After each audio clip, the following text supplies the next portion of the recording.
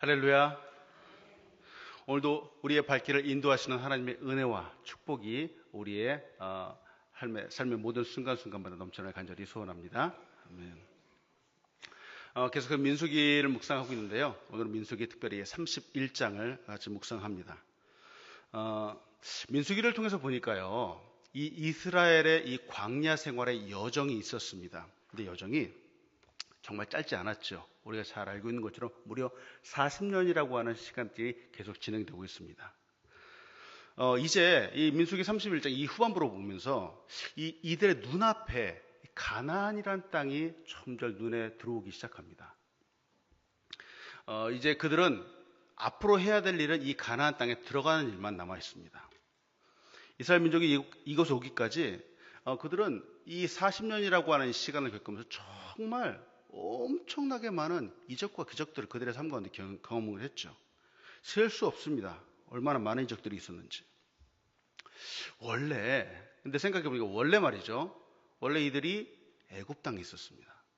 애굽 땅에서 무려 400년이라고 하는 시간을 지내면서 이들은 그 땅에서 나중에 후반부에 가니까 마치 노예와 같았다라고 하는 거죠. 노예 출신인 이 사람들이 출애굽을 했죠. 출애굽을 한 이후 이 가나안 땅 부근의 많은 민족들과 전쟁을 하면서 40년이라고 하는 시간을 보냈습니다. 근데 노예 출신인 이들이 40년 동안 전쟁을 하면서 지냈는데 그때마다 거의 대부분 하나님께서 승리라고 하는 놀라운 이적들을 주셨다라고 하는 거죠. 노예 출신 사람들인데 전쟁 훈련을 받았던 사람들도 아닌데 근데 하나님이 어디에 가서 싸우고 이 민족들을 멸하고 땅을 차지하라 그러면 하나님 이들은 가서 하나님의 말씀을 그대로 가서 순종을 했던 거죠. 그런데 하나님께서 놀라운 승리를 주셨습니다. 근데 이 모든 과정을 겪으면서 이들은 정말 믿어야 했습니다. 이 모든 과정들이 내 힘과 내 능력으로 되는 것이 아니구나. 하나님이 우리와 함께 하시는 분이구나. 전쟁에 능하신 하나님이시구나, 계시구나 라는 이 사실을 믿어야 했던 거죠. 노예로 400년을 지낸 민족이 전쟁에서 승리했습니다. 또 만나도 먹게 되었습니다. 또 반석에서 나오는 이 물도 경험을 하게 됐고요. 어느 누구에게도 일어나지 않았던 특별한 기적이었고 특별한 은혜였습니다. 이 모든 것들이 하나님이 이들에게 특별한 은혜를 주시기 위해서 하나님이 행하신 것이죠. 근데 이들은 틈만 나면 우리가 잘 알고 있는 것 틈만 나면 하나님께 불평과 불만을 쏟아냈고 이 모든 것들이 자신들의 능력이 있어서 되는 줄 착각하고 있었다라고 하는 거죠. 보니까 사실 우리네 삶도 좀 그렇지 않을까 생각을 합니다. 여러분, 우리는 좀 특별하죠. 여기 계신 분들 정말 특별합니다. 특별하죠. 근데 또한 동시에 특별하지 않습니다. 우리는 여전히 죄인이라고 하는 것이죠. 죄인. 그런데 이 죄인인 우리를 특별히 사랑하셔서 예수 그리스도의 십자가의 은혜로 우리를 구원하셨다라는 것이죠. 이 사실은 너무 특별한 은혜라는 거죠. 나의 공로, 나의 노력은 사실 아무것도 없다라고 하는 겁니다. 근데 간혹 이 정도의 노력, 이 정도의 선행, 혹은 이 정도의 기도, 이 정도의 예배라면은 혹시 가능하지 않을까 착각하시는 사람들이 저 멀리 종종 계시다라고 하는 거죠. 결코 그렇지 않다는 겁니다. 오늘 이 민수기 31장을 묵상하면서 같이 나누고 싶은 것은 전쟁에 관한 이야기입니다. 전쟁. 원수를 갚는 이야기입니다. 하나님은 어떤 분이신가요? 저는 말씀 묵상하면서 항상 질문을 합니다. 과연 이 말씀 속에 우리에게 보여주시는 하나님은 과연 누구실까? 하나님은 어떤 분이실까라는 거죠. 항상 왜냐하면 우리는 이 성경을 통해서 하나님이 누구이신가 말하는 걸 정확하게 알아야 된다는 겁니다. 왜냐하면 이 하나님을 정확하게 알지 못하면 말이죠. 우리는 내 생각대로 만들어내는 하나님, 내 느낌과 감정대로 만들어내는 하나님, 내가 상상하는 하나님을 많이 만들어낼 수 있다고 하는 거죠. 이것이 오늘만의 이야기가 아니라 지금 이 과거 민수기 속에서도 말이죠. 내가 만들어내고 내가 생각하고 내가 기대하는 하나님을 계속 생각하고 있다는 겁니다. 오늘 본문을 통해서 같이 나누고 싶은 것이 있습니다. 같이 나누고 싶은 첫 번째는 우리 하나님 말이죠. 원수를 멸하시는 분이라는 겁니다. 원수를 멸하시는 분. 특별히 오늘 본문에서 이스라엘 자손에게 원수를 갚아라, 원수를 멸하라 이렇게 말씀하십니다. 오늘 본문 민수기 31장 1절부터 5절까지는 이렇게 말하죠. 여호와께서 모세에게 말씀하여 이르시되 이스라엘 자손의 원수를 미디안에게 갚으라. 그 후에 내가 내 조상에게로 돌아가리라. 모세가 백성에게 말하여 이르되 너와 함께 있는 사람들 가운데 전쟁에 나갈 사람들을 무장시키고 미디안을 치러 보내어 여호와의 원수를 갚되 이스라엘 모든 지파에게 각 지파에게 1000명씩 전쟁에 보내니라 하며 각 지파에서 1000명씩 이스라엘 백성 중에서 12,000명을 택하여 무장을 시킨지라. 오늘 본문에서 하나님은 모세를 통해서 말씀하십니다. 이스라엘 민족의 원수를 갚으라. 이것은 원수를 갚으라라고 말씀했는데 이 사건의 그 배경은 얼마 전에 있었던 일이죠. 발람과 발락의 일이 있은 후 지금 이스라엘 민족은 시딤이라는 곳에 모여 있었습니다. 근데 바로 거기에서 이스라엘 민족의 이 남자들이 모압의 여인들과 음행을 하기 시작을 한 겁니다. 더군다나 그들이 음행만 한 것이 아니라 더 나아가서 그 여인들이, 그 모압 여인들이 자기의 신이라고 섬겼던 그 신들을 섬기고 제사할 때 이스라엘 남자들을 오라고 한 겁니다. 이 이스라엘 남자들이 가서 그 여자들과 함께 먹고 마시고 또 그 여자들이 하는 것처럼 바알이라고 하는 그 우상 앞에 절하고 섬기게 된 것이죠. 이 사건을 바알 부올 사건이라고 합니다. 이것이 바로 민수기 25장의 이야기입니다. 이 사건 때문에 이스라엘 민족은 여호와 하나님의 진노를 받게 되고 이 사건으로 인해서 무려 24,000명이라고 하는 사람이 죽었습니다. 이 바알부올 사건은 모압 지방의 그 여인들이 미혹하여 일어난 사건입니다. 그런데 이 사건에 배후가 있다라고 하는 거예요. 단순히 여자가 남자를 미혹해가지고 그렇게 했다라고 하는 것보다도 사실 그 너머에 어떤 배후가 있다라는 겁니다. 정치적이고 군사적인 그러한 전략이 숨어 있었다라고 하는 거죠. 미디안 사람들이, 미디안 왕들이 생각을 하는 겁니다. 그냥 칼을 들고 나가서 이 이스라엘 민족과 싸우는 것을 가지고는 승산이 없겠다라고 생각합니다.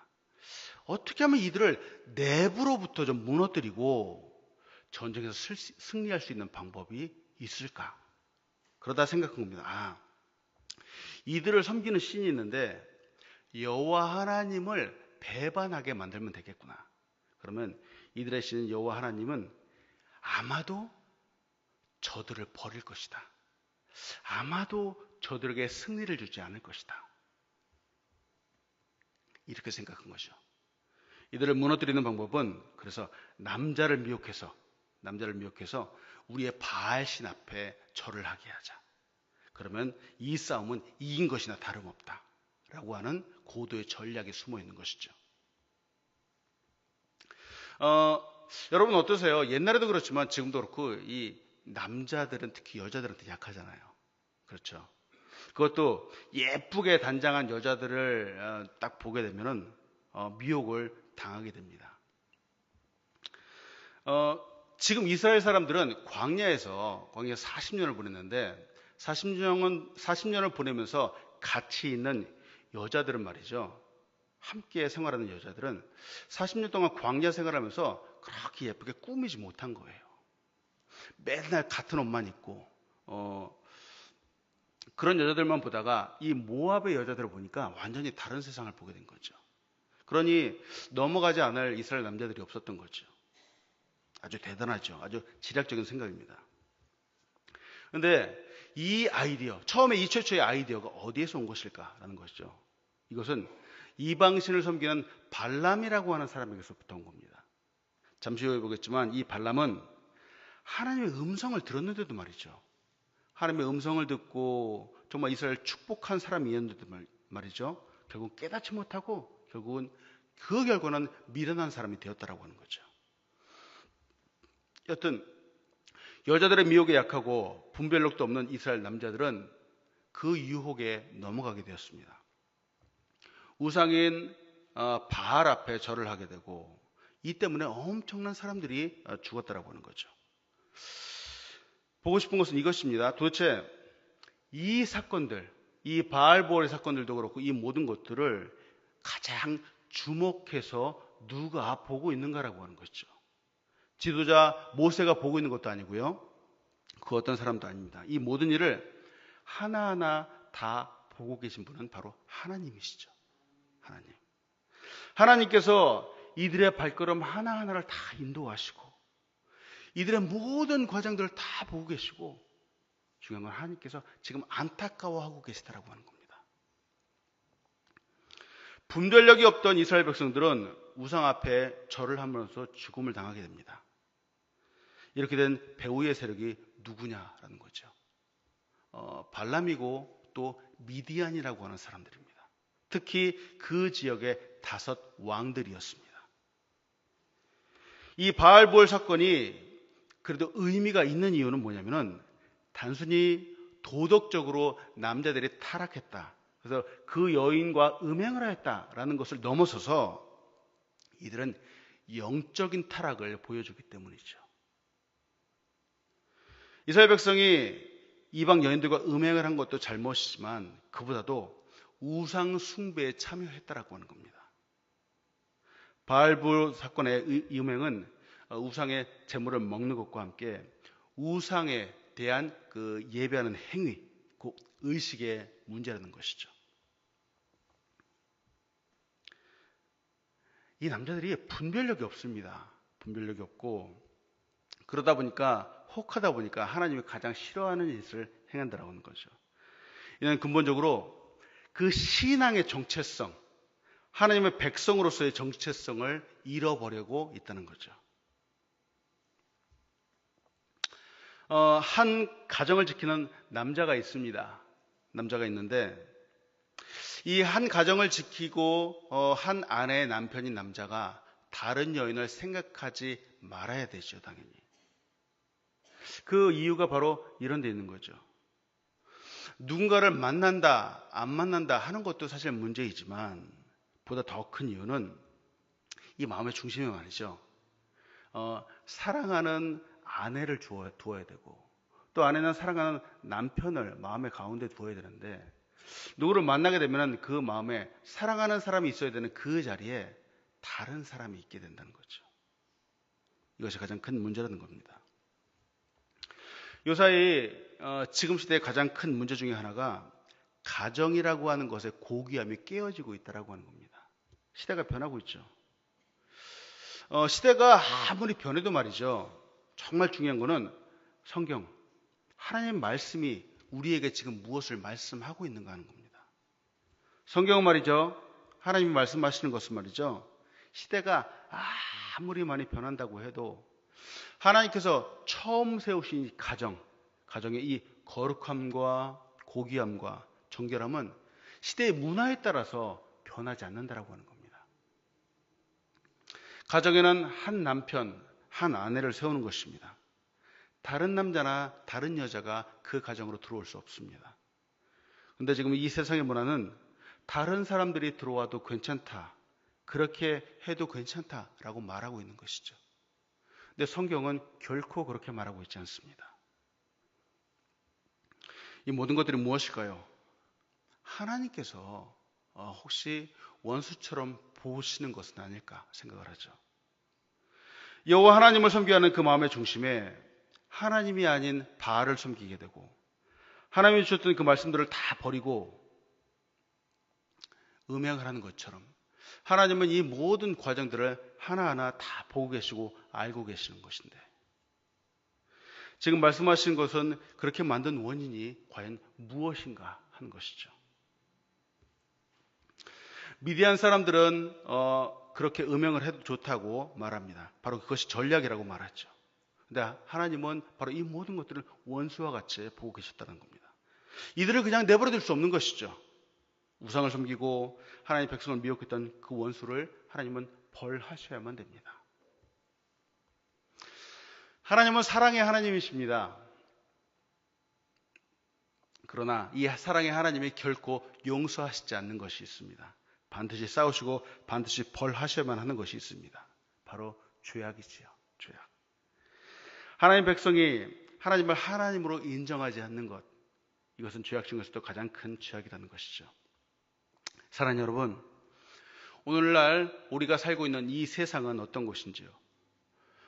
참 혼돈의 시대와 같기도 합니다. 가정이라고 하는 정체성이 무너지는 시대이기도 하고요. 인간의 존엄성도 무너지는 시대이기도 합니다. 그래서 이런 문화를 보면서 많은 사람들이 그래도 괜찮다라고 말합니다. 그러나 정말로 괜찮지 않습니다. 우리의 삶의 기준은 무엇일까요? 우리의 삶의 기준은 하나님의 말씀이 되어야 된다는 것이죠. 내 생각이나 이 세상의 문화가 아니라는 것이죠. 내 생각, 내 삶, 내 판단력의 기준은 오직 하나님의 말씀이라는 사실을 믿으시기 바랍니다. 이 세상이 아무리 많이 변한다고 해도, 모두가 다 그렇다고 해도 하나님 말씀에 아닌 것은 아니라는 것이죠.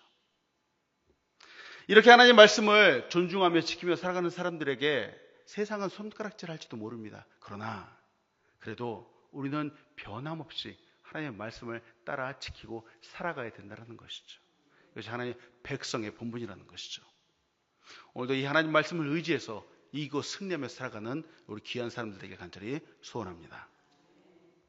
두 번째로 같이 보고 싶은 것이 있습니다. 두 번째로 같이 보고 싶은 것은 우리의 전쟁은 영적인 전쟁이라는 것입니다. 영적인 전쟁. 영적인 싸움이라는 것이죠. 오늘 이스라엘 민족이 전쟁을 합니다. 싸움을 합니다. 근데 이 모습이, 싸움을 하러 나가는 이 모습이 다른 전쟁과 조금 다른 면이 있다라고 하는 거예요. 약간 좀 다르다는 거죠. 오늘 본 말씀 민수기 31장 6절은 이렇게 말하죠. 모세가 각 지파에 1000명씩 싸움에 보내되 제사장 엘르아살의 아들 비느하스에게 성소의 기구와 신호 나팔을 들려서 그들과 함께 전쟁에 보내매 하고 말합니다. 모세가 이 이스라엘 족속을 치기 위해서 각 지파에서 1000명씩 모았습니다. 그래서 모두 12,000명이라고 하는 사람이 모였습니다. 이 정도의 군사력이라면은 미디안을 칠만했었는데 미디안이 그런 큰 민족은 아니었던 것 같습니다. 근데 12,000명 외에 지금 특별히 한 사람의 이름이 더 언급되고 있는 것이죠. 강조되고 있습니다.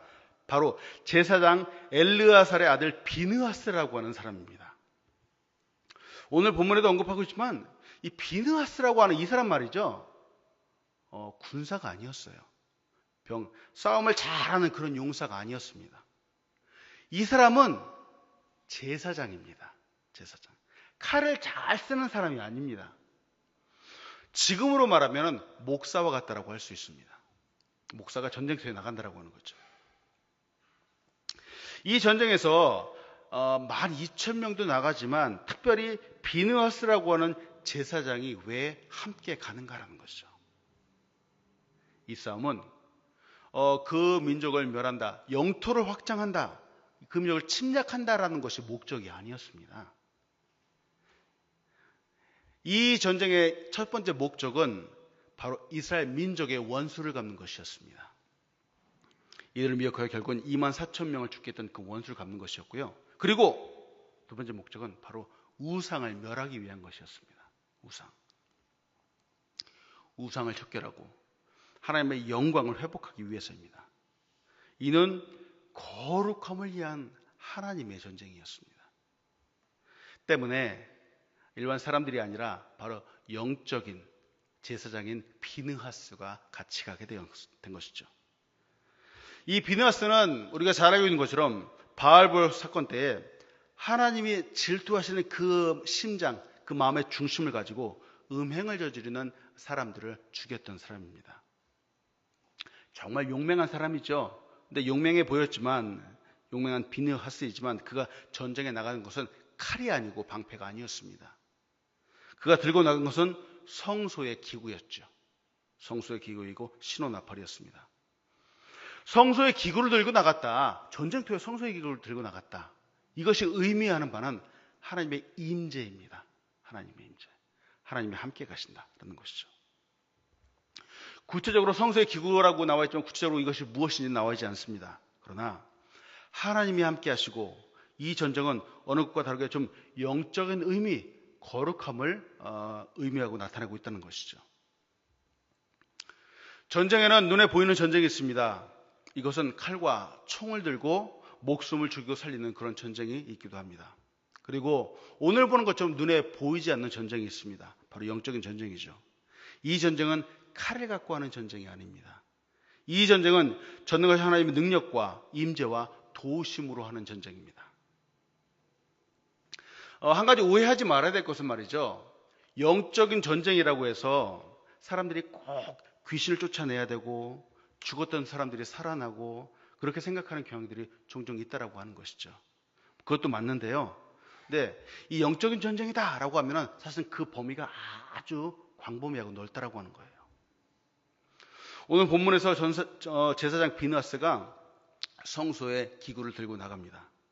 전쟁에 능하신 하나님의 그 영적인 능력을 의지하며 나아갔다라고 하는 것이죠. 근데 그것에서 막 귀신이 쫓겨나고 눈먼자가 눈을 뜨고 하는 역사가 일어났던 것은 아닙니다.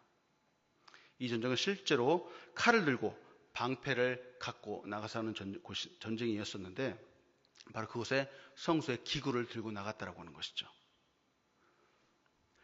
이 이스라엘의 역사를 보면은 또한 이 전쟁의 역사다라고도 할 수 있는데요. 뭐 애굽이나 바벨론이나 아스르나 모압 등등 사실 놓고 보면은 이 이 민족과 비교도 되지 않을 만큼 엄청나게 큰 국가와 민족이었습니다. 이들에 비하면 이스라엘 민족은 마치 조그만 부족 국가와도 같았습니다. 근데 그 수많은 전쟁에서 당당하게 이스라엘 민족들이 이기게 되었죠. 또 이스라엘이 그 위험을 떨치기도 했다는 것이죠. 중요한 것은 이 모든 과정에서 하나님이 함께 계시는가 계시지 않는가 하는 것이 관건이라는 겁니다. 그래서 이 전쟁은 말이죠. 육적인 전쟁이건 영적인 전쟁이건 모든 것이 다 하나님의 손에 달려있다라고 하는 것이죠. 우리의 삶의 모든 순간도 마찬가지죠. 우리도 내 힘으로 열심히 싸워서 되는 것이 있지만 그렇지 않은 것도 있더라는 겁니다. 우리의 삶의 모든 순간순간에 정말 하나님을 의지해야만 이길 수 있는 그러한 삶의 순간들이 있다라고 하는 거죠. 여러분, 언제나 이 하나님을 의지하시는 여러분 되기 바랍니다. 그래야 이 하나님께서, 전쟁에 능하신 하나님께서 우리의 삶의 모든 순간순간마다 하나님의 능력과 권능으로 승리를 주실 수 있기 때문이죠. 말씀을 한 구절 같이 보기 원합니다. 사무엘상 17절입니다. 17장입니다. 구약성경 사무엘상 17장에는 바로 이런 말씀입니다. 17장 46절부터 47절입니다. 제가 읽을게요. 들으세요. 오늘 여호와께서 너를 내 손에 넘기시리니 내가 너를 쳐서 내 목을 베고 블레셋 군대의 시체를 오늘 공중의 새와 땅의 들짐승들에게 주어 온 땅으로 이스라엘의 하나님의 계신 줄 알게 하겠고 또 여호와의 구원하심이 칼과 창에 있지 않음을 이 무리에게 알게 하리라. 전쟁은 여호와께 속한 것인즉 그가 너희를 우리 손에 넘기시리라. 이 말씀 무슨 말씀이냐면은 바로 다윗이 바로 골리앗을 향해서 하는 말입니다. 보세요. 다윗이 골리앗과 싸울 때 말이죠. 육체적으로도 그렇고 전투적으로도 그렇고 이건 상대가 되지 않았습니다. 이건 말이 안 되는 싸움이었다는 것이죠. 이길 수 있었을까?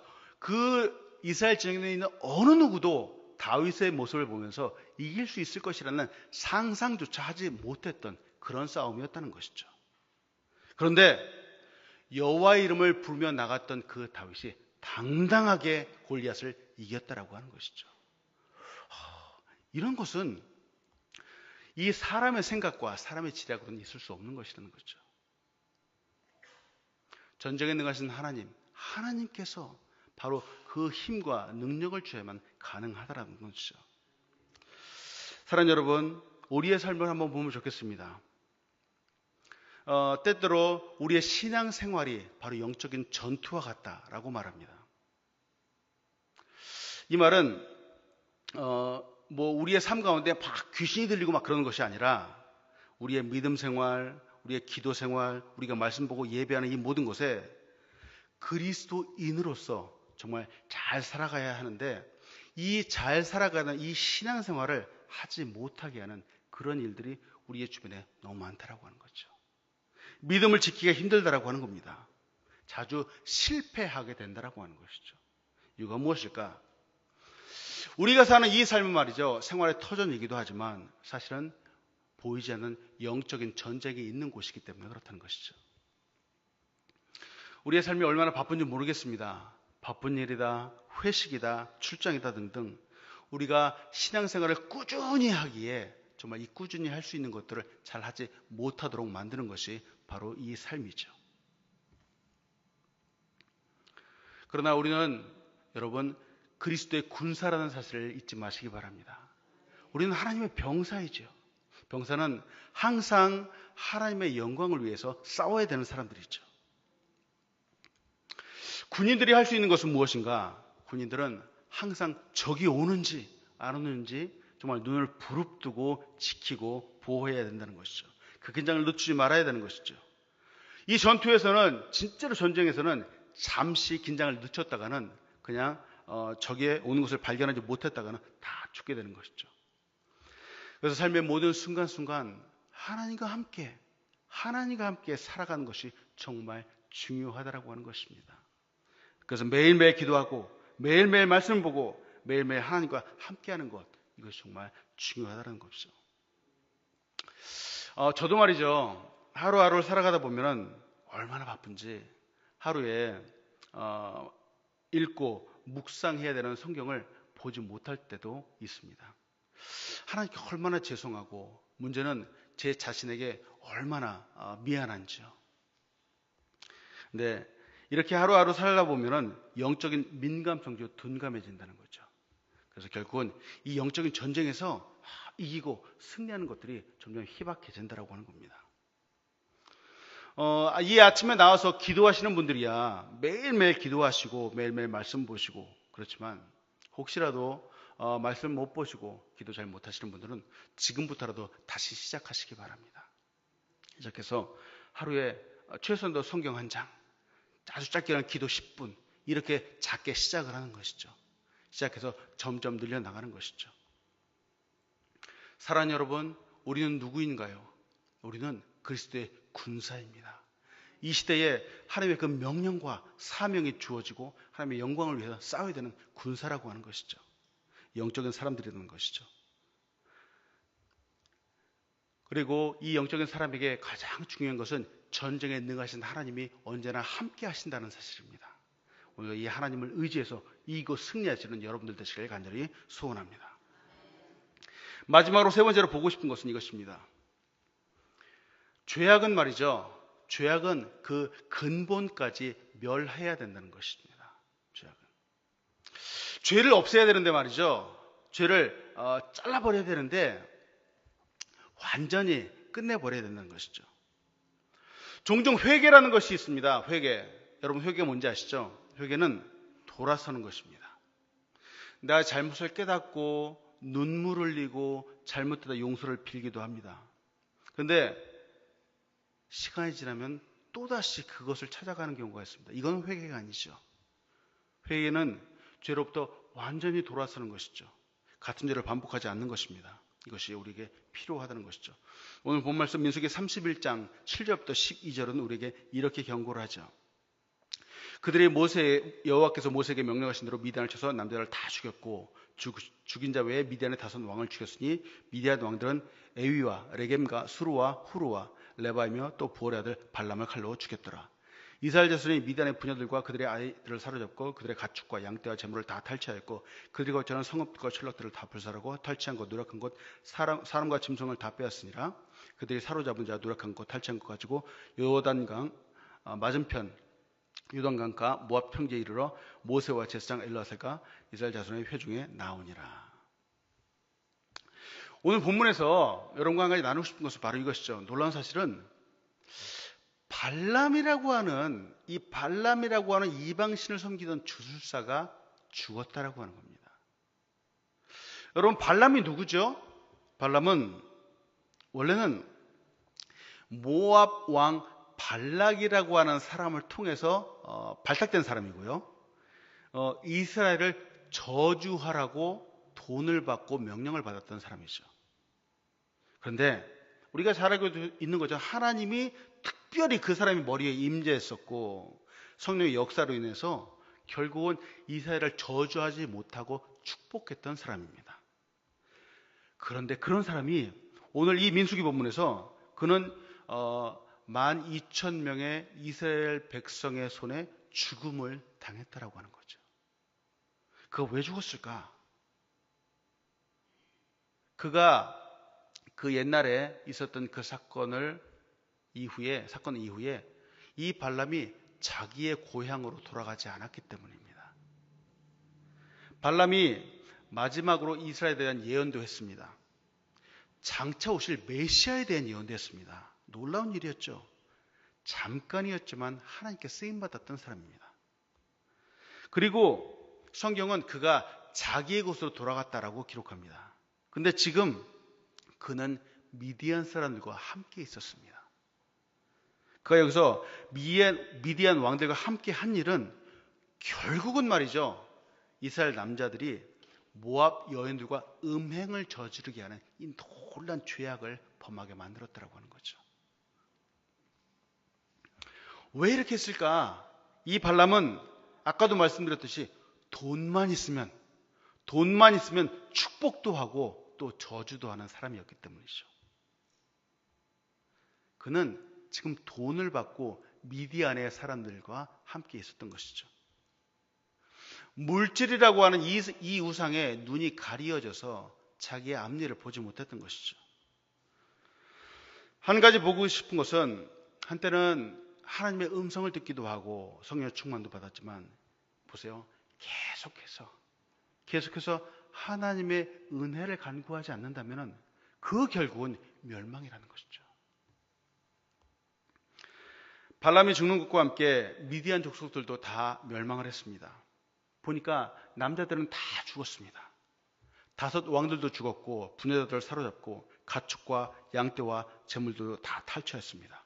그리고 그들이 거처하던 성읍과 촌락들을 다 불태웠습니다. 완전히 초토화를 한 것이죠. 어떻게 이렇게까지 할 수 있었을까? 좀 잔인한 것 같지 않을까 생각할 수 있습니다. 그러나 여러분, 이 우상 숭배의 그 결과가 그 원인이 어떤 결과를 가져오는가를 생각한다면 이렇게 하는 것은 마땅하다는 것이죠. 당연하다는 것이죠. 우리도 그렇습니다. 우리의 삶 가운데 무엇인가 조그만 이 죄악의 씨앗들을 남겨놓으면 말이죠. 결국은 이것이 지금 당장은 아닌데 일정한 시간이 지나고 나면 결국은 또 죄악을 범하게 되는 그런 원인이 될 수 있다고 하는 거죠. 우리 인간은 아주 연약한 존재라는 겁니다. 우리 인간은 이런 약간의 유혹만 있어도 쉽게 넘어갈 수밖에 없는 그런 연약한 존재라는 거죠. 유혹과 죄악 앞에서 나는 강한 사람이야, 절대 흔들리지 않을 거야 라고 장담할 수 있는 사람은 한 사람도 없다라고 하는 겁니다. 유혹이 올 때, 죄악이 올 때 가장 좋은 방법은 그 자리를 떠나는 것입니다. 그리고 내 주변에 이 유혹과 죄악 그 씨앗들을 남겨두지 않는 것이 필요한 것이죠. 나는 믿음이 좋은 사람이니까 나는 걱정 없어. 결코 그렇게 장담해서는 안 됩니다. 그렇게 장담하다가 결국은 큰 벌을 받게 된다는 것이죠. 우리를 미혹하는 것은 무엇일까요? 우리 마음속에 있는 조그만 욕심이죠. 물질일 수도 있고요. 돈일 수도 있고요. 또 명예나 권력일 수도 있고요. 때로는 사역이 될 수도 있죠. 우리의 상황 때문에 무조건 떠날 수 없을지는 몰라도 적어도 분별하는 지혜가 필요하다는 것이죠. 사랑하는 여러분, 오늘 이 말씀을 의지하시기 바랍니다. 하나님은 언제나 우리와 함께 하시고 우리에게 승리를 주시는 하나님이라는 것이죠. 그래서 우리의 삶 가운데 언제나 하나님과 함께하는 것이 필요합니다. 말씀 마칩니다. 하나님은 원수를 멸하시는 분입니다. 죄를 범하는 것, 이로 인해 하나님과 대적하는 것, 이것이 정말 큰 문제이죠. 우리는 하나님의 자녀라고 하는 이 정체성을 언제나 잊지 않고 살아가시면 여러분들 되시기 바랍니다. 우리 지금도 영적인 전쟁을 하고 있다는 이 사실을 기억하시기 바랍니다. 때문에 언제나 영적으로 하나님의 말씀을 통해서 기도를 통해서 성령의 충만함을 받아야 된다는 거죠. 죄악은 우리 주변에 그 그림자도 남기면 안 됩니다. 왜냐하면 우리 자체가 이 죄악을 이길 만큼 그런 강한 존재가 아니기 때문이죠. 오늘도 이 하나님의 말씀을 의지해서 하나님을 의지해서 나를 아니라 내가 아니라 하나님을 의지해서 승리하시는 여러분들 되시길 간절히 소원합니다.